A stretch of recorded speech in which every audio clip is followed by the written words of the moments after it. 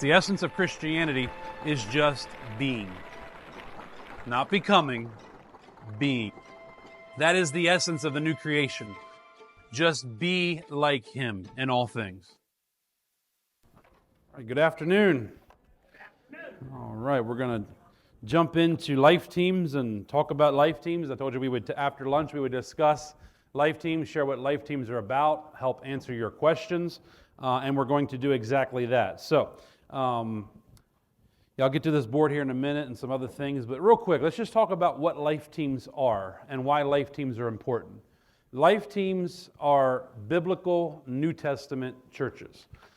If you go through Scripture and you go to the book of Acts, the church didn't necessarily, and please understand when I say this, necessarily gather in a temple or in a, what we think of a sanctuary or a church building per se.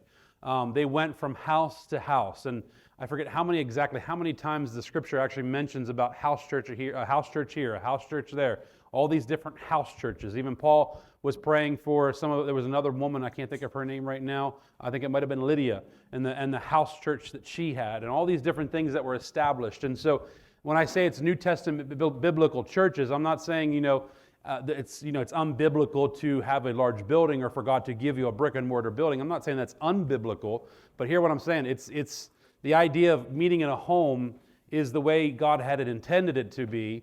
Now, there's nothing wrong with having a big gathering area like Dominion Life Gettysburg. We actually meet in a fire hall. It's where we meet. But we look at that building or that function of Dominion Life Gettysburg as being the Army barracks or the place where all the life teams can gather together, continue training, get the materials that they need for their life teams, encourage one another. We come together in that setting to celebrate what's happening in the life teams, share testimonies and things like that. But then we go back out to the homes and the communities and the streets to where those are the boots on the ground. That's where the work of the ministry is actually happening. The work of the ministry really isn't happening in the building per se. The work of the ministry is happening out in the streets and the highways, the byways, the places where we meet, where the rubber meets the road is out there, right? And so that's why I said, I don't know if it was day 1, day 2, but I said everything we do in here must affect the Great Commission out there. And so that's what life teams are doing. Now we look at life teams as small military type units, militant units, like almost like a Green Beret or a Navy SEAL unit that does life together, trains together. Everything they do is together, and not only do they do life together and train together, but then they go out into the streets together to do ministry together. They are required to meet at least once a week. That's something we do. Now, they can meet more often than that, but at least the minimum requirement is they meet once a week. Because again, if you go back to Acts chapter 2, you saw that the church went daily from house to house, breaking bread, fellowshipping, praying, adhering to the apostles' teachings. I mean, these are the things they did on a daily basis, right? So I'm not saying you have to limit it to once a week, but you could do it more than once a week if you wanted to, but the minimum would be once a week.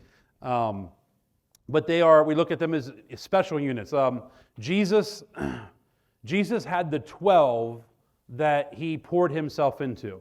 That technically was his life team, right? That was his team, his core team, we would say that. Even in the 12, he even had an inner group. He had his outer group, the 12 as a whole, but even in the 12, he had an inner group, right? Which would have been Peter, James, and John, honestly, would have been probably his inner circle, where other times when the other disciples didn't know where he was, Peter, James, and John knew where he was.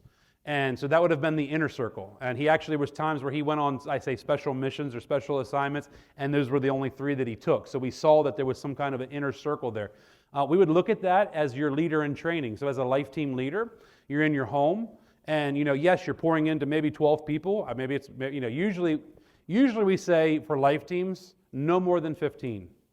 If it's more than 15, it's kind of, I don't say it's getting out of hand, but now it's kind of hard to be intimately involved with everyone's life when it's more than that. The U.S. military has studied and actually spent a lot of money, I'm sure, on finding out this study, but they found out that a leader can effectively lead no more than 12 guys. Seems like Jesus knew that sooner than the military knew that. Now, when it gets beyond 12 guys, that's where it gets harder to lead people, right? Now, effectively, I'm not saying you can't lead people, but effectively lead them, meaning that you're reproducing yourself into them, right? You're raising them up to be just like you. Like Paul said, follow me as I follow Christ. Someone had once asked Billy Graham, it was before his death, they asked Billy Graham, what is one of the one mistakes that you made in your life that you wish you could do over again? And he said, his answer was, he says, not that I despise the stadiums and the outreach, the revivals or whatever they would do, what's the word I'm looking for? Crusades. Thank you. The crusades. He says, not that I despise the crusades with millions of people getting born again. He says, but one thing I failed to do and I would do over again. He says, I would get 12 people and pour myself into them. He realized he missed the mark on discipleship. Jesus commands us, watch, he doesn't command us to go out and make converts. He commands us to go out and make what? Disciples. Disciples pour in to other disciples. If you're a disciple of Christ, you pour into somebody. You need a Paul and you need a Timothy. There should be someone pouring into you, but then there should be people that you're pouring into. We need to be, the idea of life teams is to be reproducers who reproduce reproducers. It's constant, reproducing. Actually, we'd be nice if we could throw it up on the screen, but it's not a big deal. In DBI year 2, there's actually this really cool thing Curry put together, and it talks about, and actually breaks it down by numbers, and if everybody did this, right, the discipleship method, you literally could overtake the world in actually 1 year. If everybody did 12 people, and then those 12 people reproduced 12 people, and then those 12, it would just literally just trickle over until the whole world would be discipled. All right, the discipleship method is what Jesus wanted instituted, not the salvation, not the convert. Let me get you born again, but then just leave you. It's no. We got to disciple people. Life teams is where discipleship happens. So coming back, Jesus had his 12. I'm going to let you talk in a minute. I'm sorry. Jesus had his 12. Jesus had his 12. Now beyond that, he had the 70, that he did pour into as well. Not as closely as the 12, and not even as closely as the 3, right? Then he had the multitudes that followed. Okay. Again, Paul says, commit yourself to faithful men. Jesus committed himself to those 12. Yes, the 70 he taught as well and sent them out. The multitudes he taught, but the ones that he actually did life with were the 12. Those are the ones he spent day and night with. Those were the ones he poured himself into. That's the idea of life teams, reproducing Christ in others, right? And so it has to be through discipleship. Go ahead, I'll let you share. I think sometimes people ask why? Why life teams? Why can't just church and Bible study be the way to go? And not that in a way that's wrong, but when you look at life teams, the goal is to rapidly multiply. Mm-hmm. And really what it is like he said, you have that 12 that you can focus on, that you can train together, that you can encourage, and you build that unit where you're so knit together and you're going after a mission, but then there comes the part where it's time for you to branch off. And honestly, we're here today because Patty was a part of our life team, and Patty decided to branch off. Yep. And now Patty has her own life team, and now people from her life team are going to have life teams. And it's the thought of using that time intentionally to grow, to develop fast, so that you can reproduce yourself in others and take this further and faster than you would be able to in a huge corporate body. Right. Absolutely. Rapidly reproducing unit. That's what we're doing. And that's the idea of life teams too, is you don't want a life team, and you don't want to gather people into your home to keep them. I think I touched on this earlier, but the church, at least some of the buzzwords in church is like retention and all that, right? We're not here to retain you. We're here to get you equipped, get you trained, and send you back out. Right? And that's the idea of a life team. Yes, it's kind of the bittersweet thing because you build family unit, you get close, you get knit together, right? And you do life together. And then it's like all of a sudden some of them are leaving to go start their own, and that's a bittersweet thing. It's kind of like your kids when they leave the nest. It's exactly what I feel as a leader and as a father of a life team. It's like, when my kids leave the nest, it's like, oh man, my kids are leaving. But I'm excited. Why? Because they're actually going out and doing what I did. When I found out about life teams, when I found out about the JJLM message and Brother Curry, and I was just on fire for this. I was like, well, I got to do this. Back in the day, the old life team system, they used to have a map. And you could go on the map and you could see where all the life teams were, and you could see, okay, we'll go on the map, let's see if there's anything near me. I found out about life teams and I went right to the map, and I was looking at the map and I was disappointed, and I was like, there's no life teams. I was like, there's no life teams near me, right? The closest to me was, I think, D.C., Philadelphia, or Pittsburgh, but nothing near Gettysburg. And then the Lord just said to me, start one. I was like, oh, start one? I was like, I don't know what I'm doing, you know? He said, start one. And so I started the process. And we're going to walk you through some of that process. We actually have it up here on the board. It may be hard for some of you to see. I'm going to let this up here so that you guys during the next break can come up and snap a picture of that. But this is pretty much the process that's behind us. So, If you guys are even considering maybe wanting to start a life team, don't be intimidated. It's not, you don't necessarily have to be the teacher of the life team. When we started out, we actually took and we put on Brother Curry's videos. We watched them for 45 minutes, and then afterwards we had a group discussion about what we heard, what we thought about it, questions we had, and we had group discussion, and that's how we started out. Yep. It was simple. We listened to the message. We talked. So if you're even thinking about it, don't make it difficult. It's not hard. It's really not. right, it's not. It's not. And then the other thing that the life team does then too, not only do they listen, talk, and discuss and learn and grow, but then they put into action what they've learned. You go out and, for instance, like I said, life teams typically meet, the minimum they can meet is one time a week. They have to meet in person. You cannot meet over Zoom. Life teams must meet in person. That is a requirement. Now, if let's say, for instance, we got to meet every week and do outreach, yes and no. You can, for instance, you could meet this week. Let's say like this Thursday, we're going to have life team, right? And then next Thursday, you could meet out on the streets and do street ministry. That's a meeting. Why? Because wherever you gather, you're having church. You are the church. You get what I'm saying? So, and then the following week, you could meet back in the home and train. The following week after that, you could go back out in the streets and minister, right? And so you can do it this way. So, and the other thing about life teams, not every life team is alike. I mean, we do structure them and have structure to them. Obviously, life teams will teach the JGLM material. They will teach DHT, New Man, SWAT, Mind Renewal, Diversity of the Tongues, Kingdom Finance. I mean, pretty much any manual you see over there, the Holy Spirit manual, Demons and Deliverance, Faith. I mean, whatever manual is over there, pretty much you can teach in a life team. You can also teach any DBI course in a life team. So if you are a life team leader and you have access to DBI, now if you don't have access to DBI, I would highly suggest you get access to at least a course or two because it's amazing. But I think they used to give away, I think God's Master Plan. If you are a life team leader, I'm pretty sure you get access to at least one. I believe it's God's Master Plan out of year one. But as a life team leader, honestly, you're not required to go through DBI, but I would highly recommend that you go through DBI, at least year one. But then you can take those courses out of DBI and then even teach them in your life team as well. And so, yes, you have a question. DBI, Dominion Bible Institute. It's actually one of the websites that's up here. It's jglm.learnworlds.com. That is the Dominion Bible Institute website. It's a 2-year Bible school done by Brother Curry. It's online. And after year one, you are able to get licensed through the ministry. Now, to be licensed in the ministry and within JGLM, it's actually the International Apostolic Council. It's what John Lake had started. It's actually older than the Assemblies of God. It was formed before the Assemblies of God.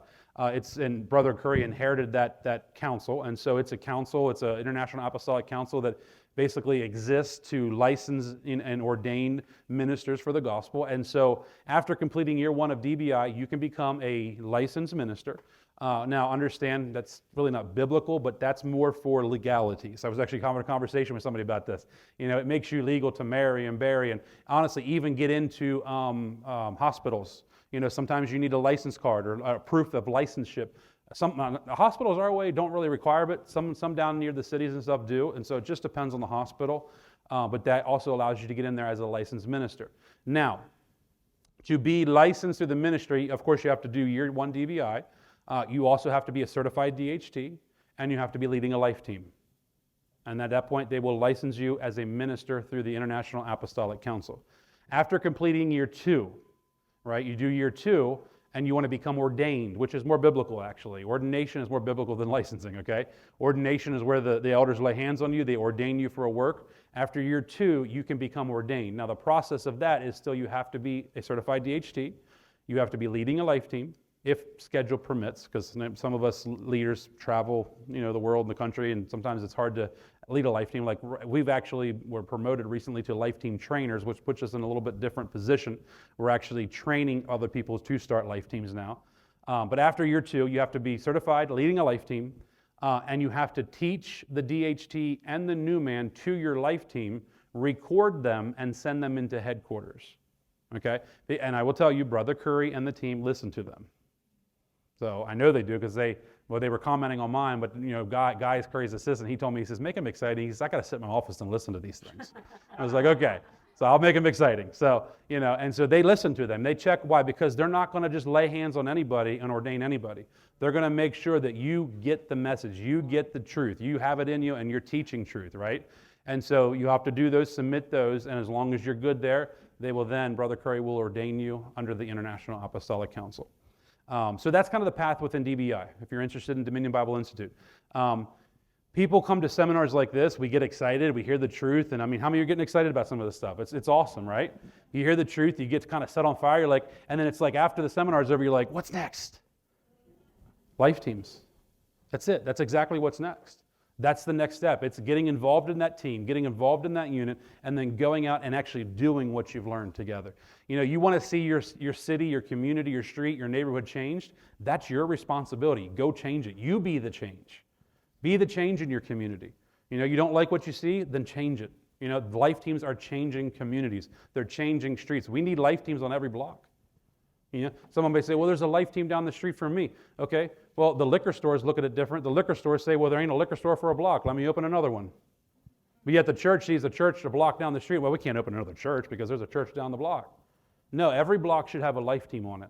And you should be, as a life team, that block should be your neighborhood where you make sure every house in that block, every person that lives in that area hears the name of Jesus, knows the name of Jesus, and has been witnessed to and prayed for and blessed. Why? Because you are the light in that community. That house should be a lighthouse in that community. Everybody should know that that house is a safe haven. If I get sick, man, I go over there to Patty's house and she gets me free. That's what that house should be known as. So every street, every community, every block needs a life team in it. We can't have enough life teams. How many life team leaders do we have in here? Current life team leaders, raise your hand. Just Patty? Just Patty? Where's Brother Lawrence? Is he in? You leading a life team, aren't you? Study group. Okay. Okay. So you're currently doing a study group. Yep. And you're doing a life team. Study group, okay, awesome. So let's talk about study group, life team. Let's talk about the difference, okay? Some people say, what's a study group? What's the difference between that and a life team? Study group, did you want to say something to the life team leaders? You had them raise your hand. Okay. Just trying to see who was out. Okay. So study groups don't have any requirements, okay? As a life team, there are more requirements and expectations, right? A study group can basically get together, can watch Brother Curry. They could actually teach too if they wanted to. They could teach the DHT themselves, but there's no requirements. In other words, they don't have to, be kind of pushing their members to become a certified DHT. They don't have to report in monthly to headquarters to say, hey, this is what we're doing. They're kind of, on their freedom. Now, they still have to do JGLM material, but they're really on their freedom to do whatever they want and not have requirements put on them. Life teams are a little bit different. Life teams are where it's kind of like it's getting serious now, right? This is more than just a study group. This is more than just learning. Now we're still learning, but we're doing. Like we're actually required to do. So as a life team leader, like Patty reports, we report a life team. Actually, we report as representatives now, but we did report as life team leaders. We report monthly. And I will tell you, Brother Curry and some of the staff down there, they get your monthly reports. He reads those monthly reports. He goes as much as he can. Understand, he has a very busy schedule. But when George puts them monthly reports on his desk, he goes through them to see what these life team leaders are doing. He wants to see, how are you changing your community? What are some of the struggles you're going through? On those reports, you'll have things, and it doesn't take long to fill out reports. I mean, maybe 10, 15 minutes to fill out a report. And I think we could probably all find 10 to 15 minutes once a month to fill out a report, right? But it doesn't take long. But you fill it out, and they'll ask you for testimonies. They'll ask you for questions. Is there any questions, anything you're struggling with, any help you need? Because what they'll do is then if like, for instance, let's say Patty, and Patty's not struggling, please understand me, but let's say Patty's struggling with something in her life team, and she fills that monthly report out and she sends it into JGLM, JGLM is going to see that, you know, Jess and I are the local life team trainers in this area, and they're going to say, hey, Shane and Jess, can you reach out to Patty? She's really struggling with this in her life team, and she kind of needs some assistance. And then we're going to call Patty and say, hey, how can we help you? What can we do? Right? That's what we're here for. So the other thing I want you to know is if you're thinking about starting a life team, know that you're not alone, right? I think that's one of the amazing things about Life Team is while it's a worldwide ministry, there's life teams in China. I tell you, China right now is the fastest growing country for life teams. Now, we can't let people know where they're at because, again, it's a very dangerous situation. As a matter of fact, when we had the map, and if you went to China, there was life teams in China, but we didn't put them on the map because just for safety reasons, okay? But life teams in China are rapidly expanding. It's really awesome.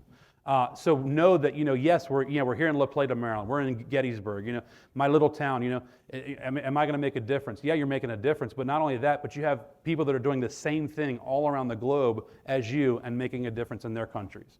And so it's amazing. It's really a community of people that come together. You have support. We have webinar calls. If you do decide to become a life team leader, there is a monthly life team leader training call that you can get on. It helps you just develop your team and really helps you understand, okay, this is where I need to go, what I need to do. We have a weekly, so this is for those of you that are kind of thinking about study groups, life teams. We have a weekly Q&A call. The Q&A call is every Thursday night at 8:30 Central Time, Dallas time, which would be 9:30 here, okay? 9:30 Dallas time. Now, if you want the information for the call, it's going to be on the Life Team website, which... Next call is Shane's on the 25th. Yeah, actually, it will be next Thursday. I'll actually be doing the call.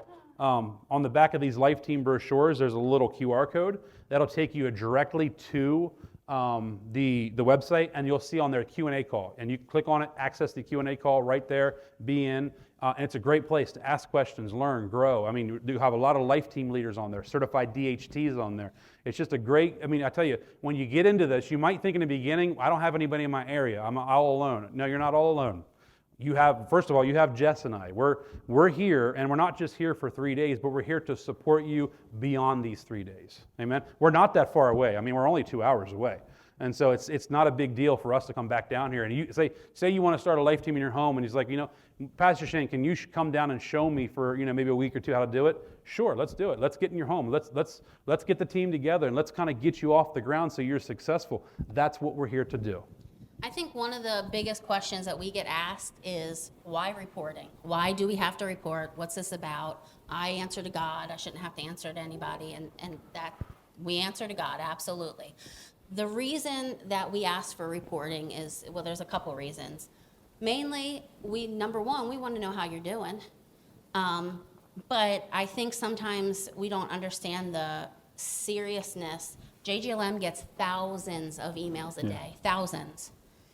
And they get an email, and then they'll look up, oh, I see Patty is in Fairfax, and this woman here just wrote in a prayer request. Her husband's dying, and they need somebody to pray for her husband. These situations are life and death situations. And through the reporting, they're going to know you've been faithful. Mm-hmm. You're seeing results. You're getting the job done, you know. And so that's why, you know, because some people just have a issue sometimes with wanting to report. Like I said, it's not hard. Mm-hmm. It's not because we want to know, oh, yeah, you're going to get a sticker because you got 10 people healed this month, and, you know, we're going to call and yell at you because you didn't get anybody healed. It's not about that. We want to be able to support you. We want, if you're having struggles, we want to be able to say, okay, what's going on? How can we support you? How can we get a team around you and encourage you and show you what maybe you're missing or what you need? And so that is one of the main reasons why reporting is important. Right. I'm going to say it's important because we're building a relationship with you. And through reporting, we can understand, okay, yeah, you know, Patty's doing this and Lawrence is doing that, and we can understand, okay, I can trust Patty. Like I said, if we receive a life and death thing, I can trust Patty with it because Patty's been reporting. It builds that rapport, right? It builds that idea, okay, well, you know, she's faithful. Because I'm not just, to be honest with you, Brother Kerr would tell you the same thing. I'm not just going to hand a life and death, especially a life and death situation, over to anybody. I'm going to make sure that whoever gets that is actually going to deal with it and deal with it properly, right? And so it comes through that idea of accountability, responsibility. You know, again, it takes 10 to 15 minutes to report. If you can't find 10 to 15 minutes out of a month, You know what I mean? I'm sure you can find 10 to 15 minutes out of your month to report. And it's very easy, actually. It's not hard at all. So how many of you, real quick, how many of you, anybody need one of these? If you're interested in life teams, want information, hold your hand up right now. We have our ushers and stuff. They're going to hand you out a life team brochure. Just hold your hand up if you would like a life team brochure. Got a couple hands up over here in the back. Yep, awesome. One up here. There you go. Keep your hand up. Keep your hand up. They'll come to you. They'll find you if you would like a brochure. Awesome.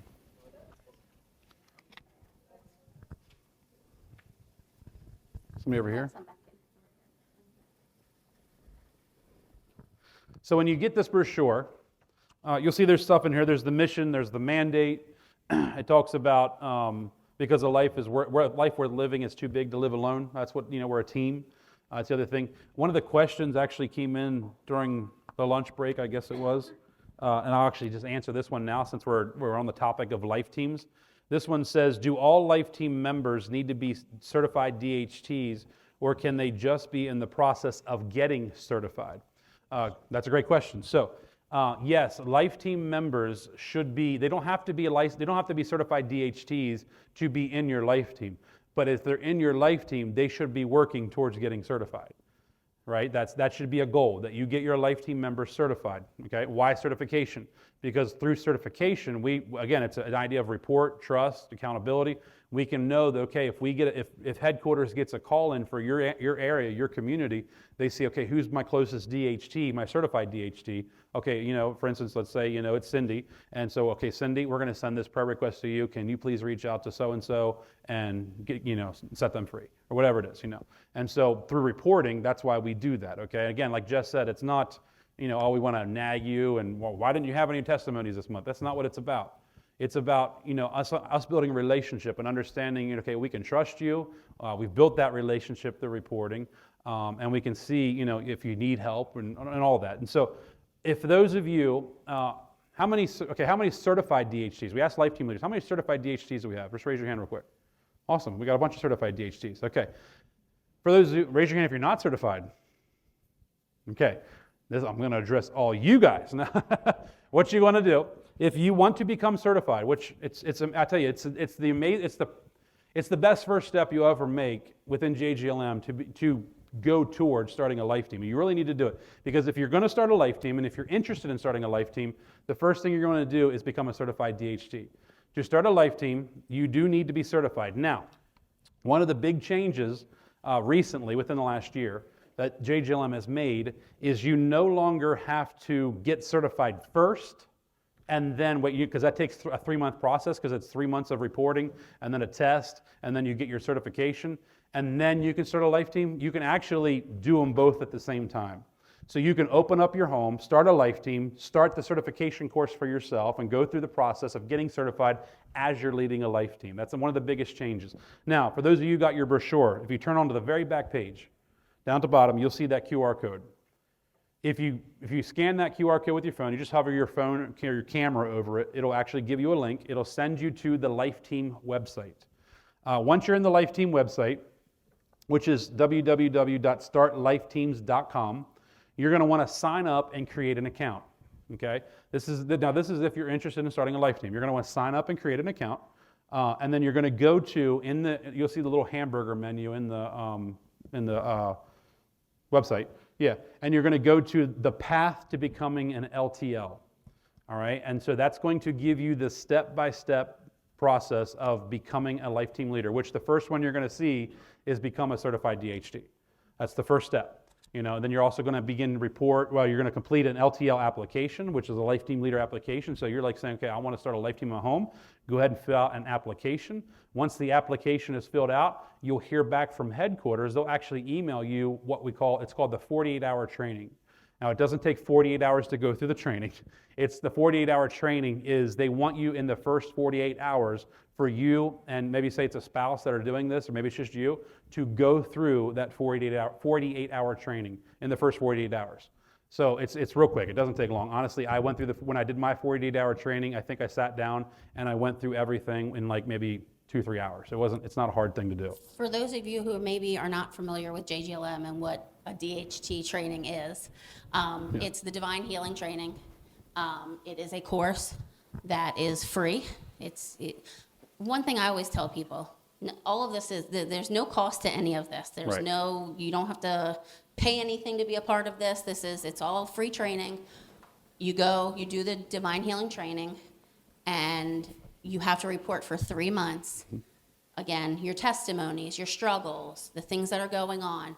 After those 3 months, they see you've been reporting, you will become a certified DHT. Right. So I don't.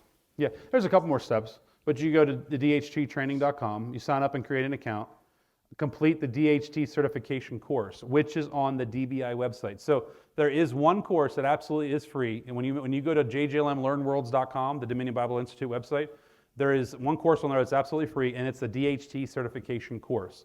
That course does need to be done if you intend on becoming a certified DHT.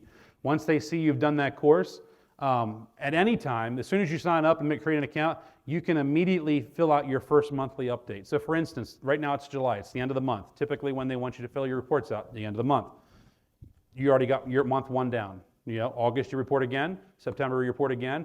At the end of September, you can take the test and be certified. So there's no reason that anybody in this room couldn't be certified by the end of September. So by the end of September, you could already be a certified DHT and well on your way. You may have even already started your life team, because you can actually start your life team while you're getting your certification, okay? And so you'll do that to get certified. Now you'll complete a DHT update one time per month for 3 consecutive months. After the 3rd consecutive month, they'll ask you, or there's a place on the website actually says, I'm ready to be certified. You'll click that link and there'll be a 26-question test. Don't get nervous. If you've been through the DHT and you've watched the videos, there's no reason you should fail. That test is there. Hold on, question, one second. That test is there to weed out those who want to try to report and become certified without actually taking the course. Because if you take the course, I promise you, you'll answer every question right. So we've had people try to bypass the system, and this is why we have the system we have now, because we had people who tried to be sneaky, tried to do their own thing, say they were, oh yeah, I've been through the DHT, got certified, and then we found out later they were doing a bunch of nonsense that we don't agree with. So we had to shut that down, redo some things, and make it right. So sad you got to do that, but you got to do that. Honestly, there's people out there that aren't honest. So, but yeah, so you can start today on the process to becoming a certified DHT, and you can begin to say, you know what, I know some friends that we can get together, and we could come to my house, and we could start listening to this and get, you got a life team. I'm telling you, okay, here's another change. It used to be, let's just say it was, me, Jess, and Leah. That's our, nuclear family. That's our, our family, right? It used to be that it couldn't be just us that started a life team. It had to be me, Jess, Leah, and somebody else. Then we could start a life team. That's another change. If it's just me, Jess, and Leah, and we want to start a life team in our house, we can do that now. So your immediate family can start a life team right away. You don't have to have another person added in there as well. So if you want to start off with just your immediate family and then start inviting people as you guys grow in this yourself, you can do that as well. So the path to becoming a life team leader. Oh, yeah, you had a question. I'm sorry. Yes.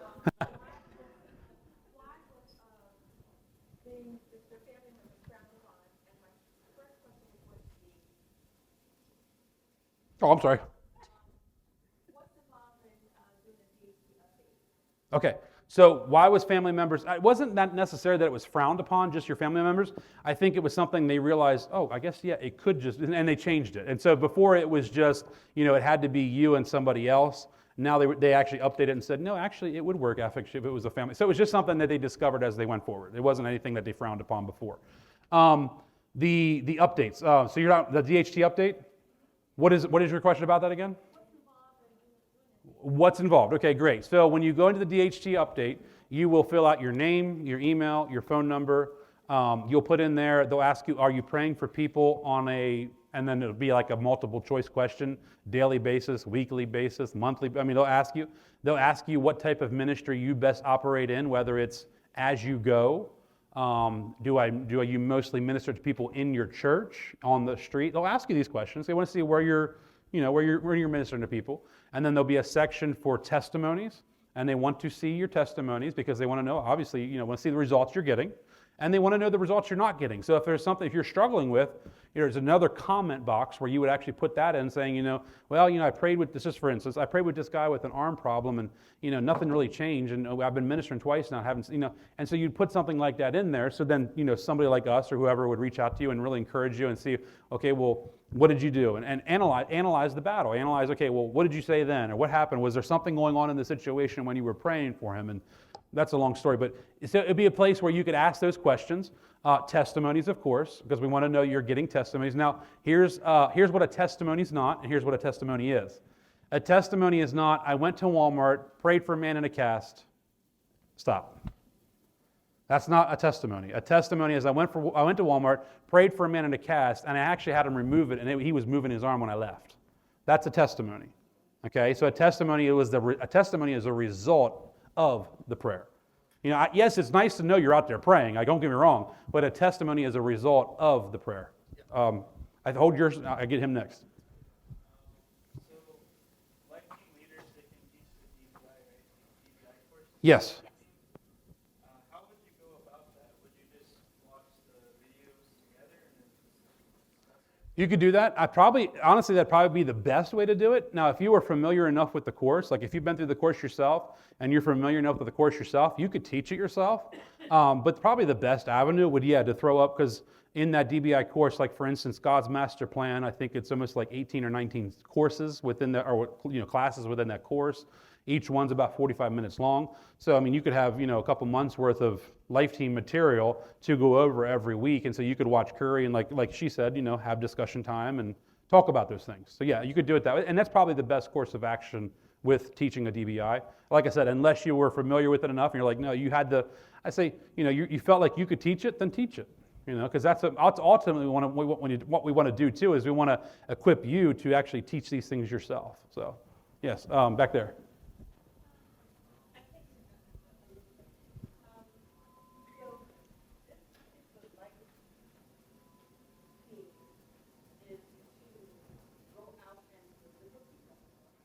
Yeah, set the captives free. We're, as the banner says, it's time to grow up, step up, and speak up. It's the idea of going out and setting people free, healing the sick, feeding the hungry. A Life Team outreach could be, you hand out hot dogs to the community, bottles of water, and you have a prayer area where you pray for people and set people free as they're eating their hot dogs. You could do that. Yeah, absolutely. Yes. Yeah, absolutely.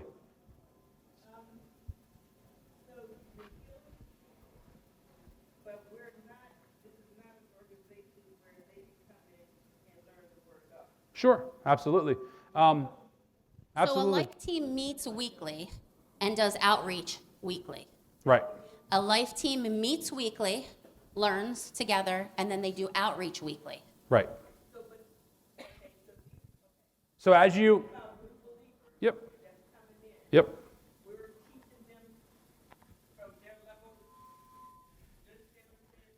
Yeah. For instance, let's say, I know what you're saying. You go out and you do street outreach with your team, and you say, here's Bob, you encounter Bob, you set Bob free, right? Bob's free of all that pain and stuff that was going on.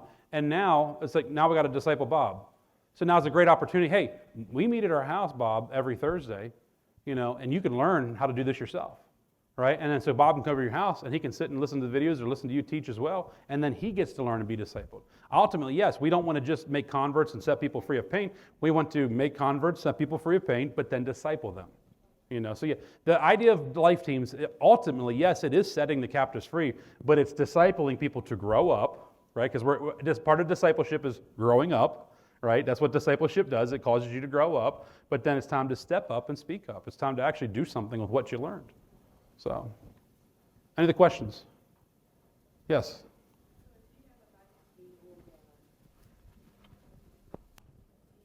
The certified DHD? Yeah.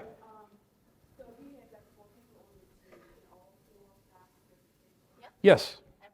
Yes. I would highly encourage, that was one of the questions, I don't know if I ever finished asking this, but you don't have to be, so if you don't have to have To invite someone to your team, they don't have to be a certified DHT. Now, as they come in and they learn and they want to become certified, we should encourage them to get certified. Because like with this instant, everyone's not going to be coming on the same level and might not have Right. the same knowledge Right. of understanding. So they will be learning. But the ultimate goal is to actually encourage everyone, get certified. You know, if you know the message and you know to do it. Mhm.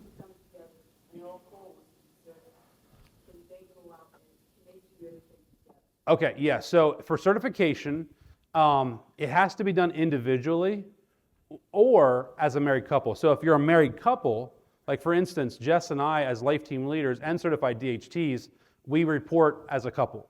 Like our report says Shane and Jess Smith, and then we report, right? And so for married couples, because the Bible sees us as one, right? We don't see us separate. So for married couples, they report together, certified DHTs and life teams.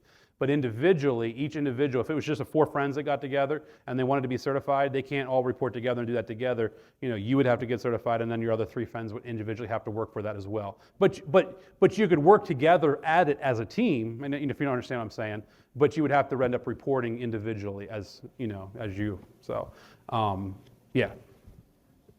Anybody else? Questions? Yes.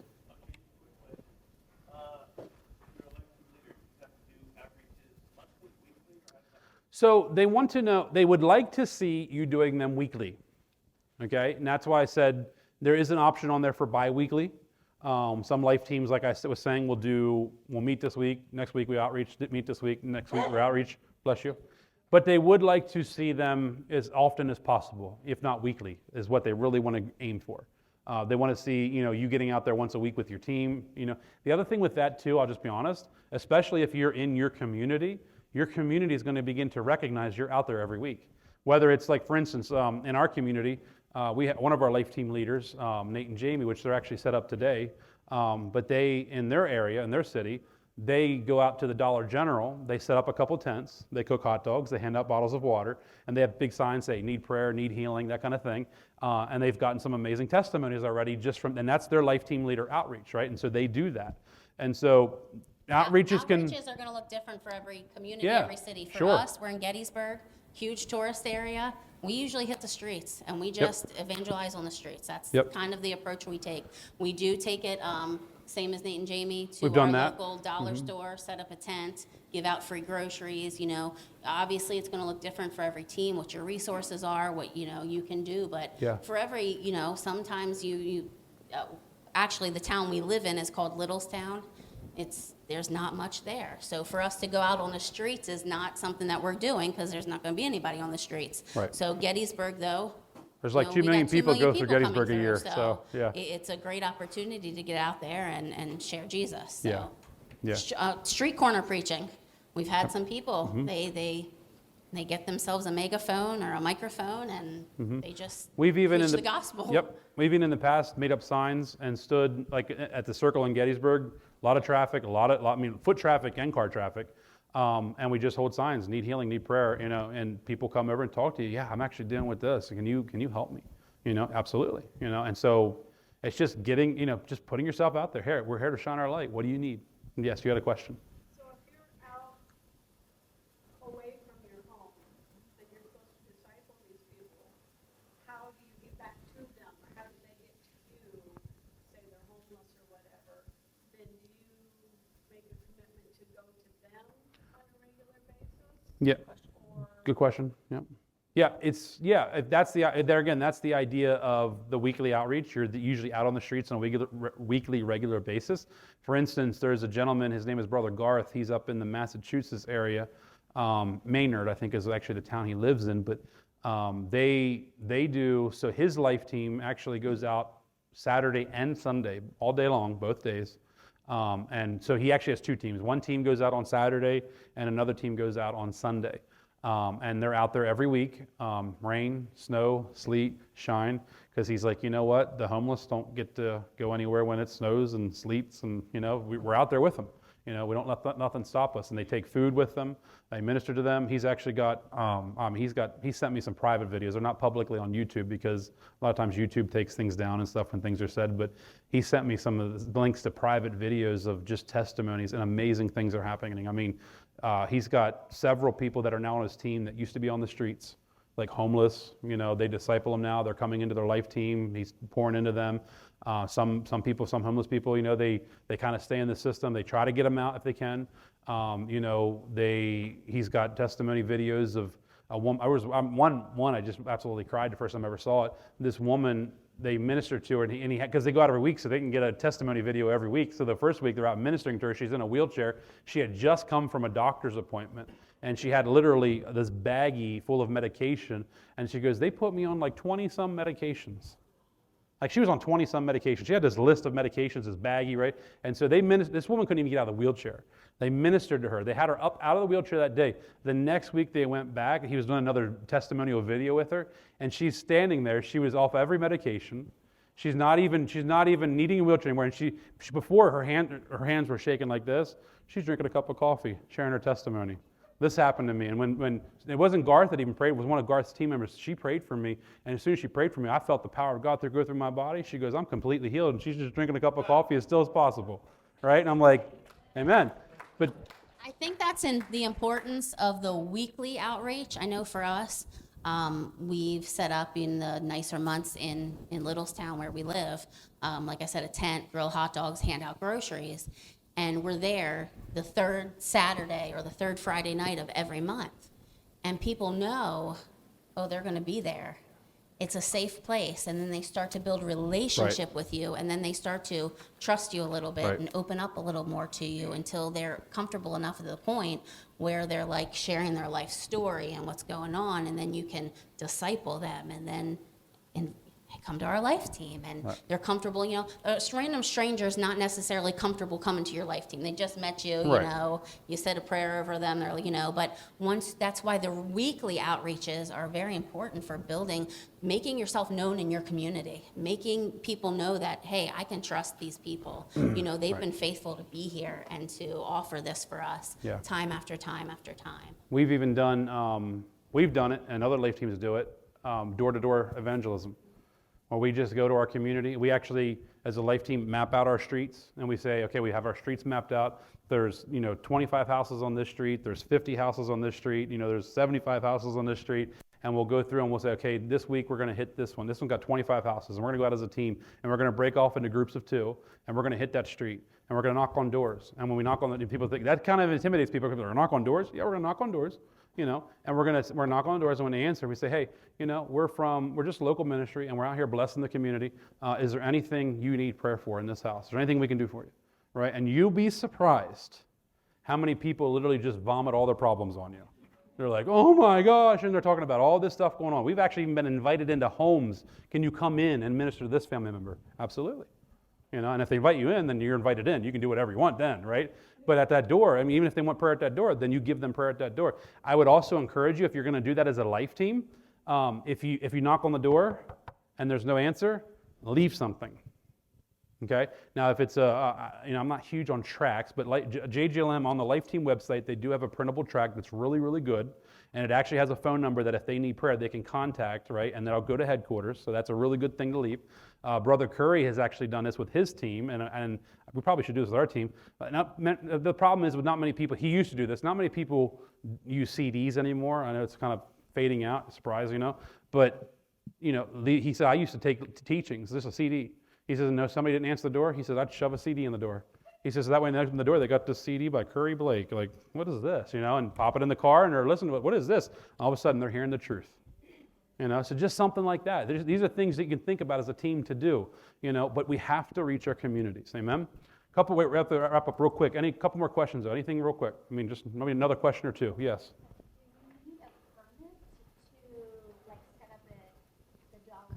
Good question. That is a good question. Yep. You always want to be honoring of your community. Yep. For us, we just went to like I said, we live in a small town.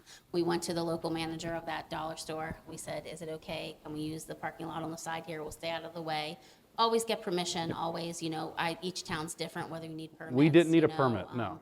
But we did not need that, no. No, actually, If it's you're funny. giving things away for free, if you're selling food, Yes. it's a different story. Different But story. if you're giving food away for free, Nothing. it goes by different Right. rules. So we had that when we set up with the one cop. It was a cop actually saw us, and he come in the Dollar General parking lot or Dollar Store parking lot. And he pulled up and he's like, "Hey, what are y'all doing?" I guess he's just kind of checking. I said, "We're just out here blessing the community and loving on the community, handing out hot dogs for free and bottles of water." And our team got to pray for the police officer. And so it was just again and he was fine with us. He just wanted to check, make sure we were kosher, I guess weren't doing something silly, but yeah, and we were and that's fine. So yes, one more question. Yes.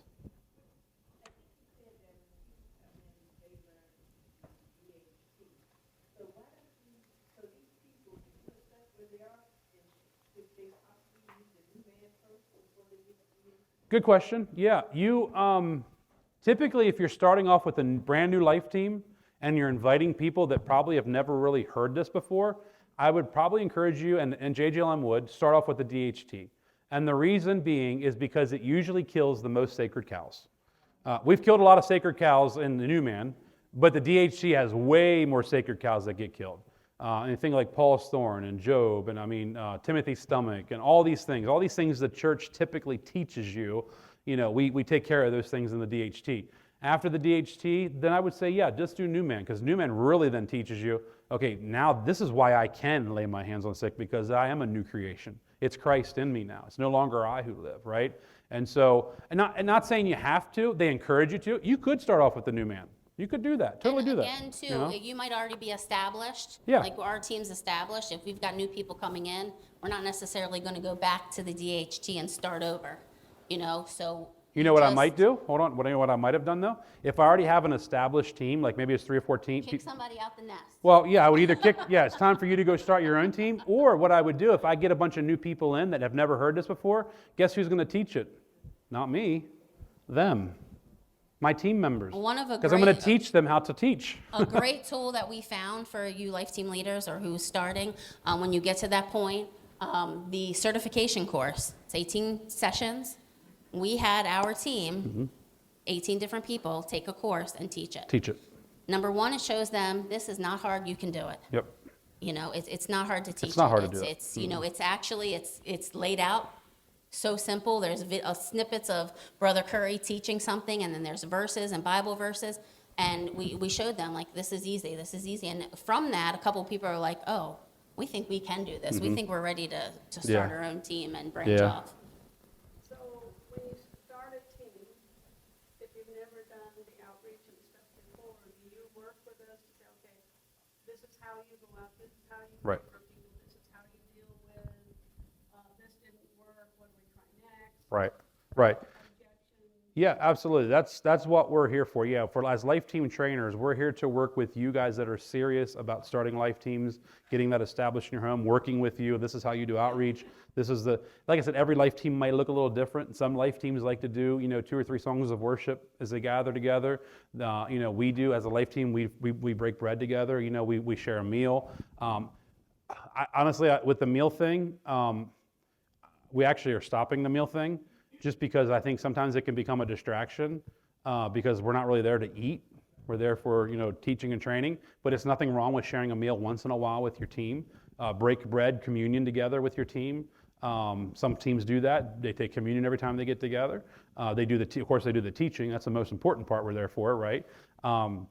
And then even too, when you go through the 48-hour training, they even tell you as a team, there's nothing wrong with doing this, of receiving an offering or having a place where somebody could put in an offering for the team. And then as a team, you would establish a treasurer who would take care of that and say, okay, we're going to count that every week, and that's going to go into this kitty, and that's going to be that would then be for you and your team when you go out on outreach and you need supplies. You need, we're going to go out, for instance, let's say we're going to go buy, 25 pizzas and go feed the homeless people. Well, you've got that kitty where you can pull out and say, okay, let's go buy some pizzas and feed the hungry, right? And so there's even nothing wrong with, receiving an offering within your life team, because again, if it's a New Testament biblical church, there's a place where you allow people to give to the ministry, right? So, yeah, awesome. I know. Yes, we would be there to Yes. show you, absolutely. hey, this is how we do Right. outreach. This is how we approach people. This is how Right. we do stuff on the street. Yes, that's, yeah. Yeah. As life team trainers, we're there to make sure you get off the ground good, successful. So, yeah. All right, awesome. Well, I know it is 2:55 and we went overtime, so but that's all right. So, do you guys? I mean, any real quick last questions? I don't want to leave anybody's question unanswered. Are we good? Good with life teams? Okay. Listen, we're here. Back there's some cards. I think my business cards are back there on the red. Are my business cards back there? Yeah. Yep. I'm getting a thumbs up. If you need my number, get my business card. Keep in contact with me. If the thing that's probably going to happen is if you are serious and you actually fill out the information as far as like, yeah, I'm ready to start a life team, they're probably going to give me your information, and I'm probably going to be reaching out to you to help you. Okay. Remember, you're not alone. We're here to help you guys. Amen?